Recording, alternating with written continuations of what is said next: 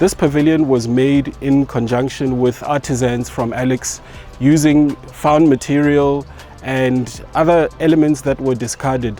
When we visited this garden here at Brebnor House, we realized that the back side of the main garden, the main house, was actually where a lot of rubble and discarded materials were stored and thrown. Using a kind of innovation built from Paulo's work in the past, where he finds materials from the local community and uses them as closely as possible to what they originally were. There's a potential of looking at materials that are probably not made for construction, but they can reinterpret into and becoming a construction material. We've got discarded drums that we used as planter boxes.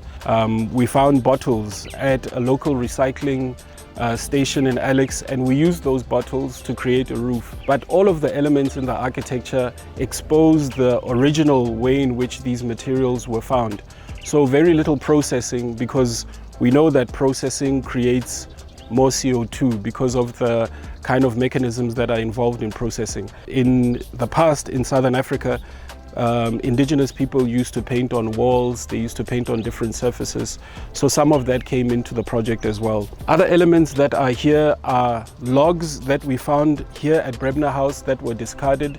They were rotting at the one area of the site, and we decided to upcycle those as well. They're tied together using a steel flat bar and mounted onto tree stumps.